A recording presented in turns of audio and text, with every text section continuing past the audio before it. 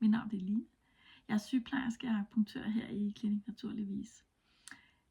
Har du et barn, der døjer med allergi eller angst, så kan det godt være, at det første, du tænker på, nok ikke er, at så skal de også have akupunktur. Men jeg kan fortælle dig, at jeg behandler rigtig mange børn, og via mit arbejde tidligere som sygeplejerske på en skadestue er jeg vant til at håndtere mennesker, der har det svært og som er urolige. Så det skal og må være et trygt rum her, og jeg kan love dig, at langt de fleste tilfælde, så går det over al forventning også at behandle helt små børn. De får færre nåle, og tiden er sat af den samme.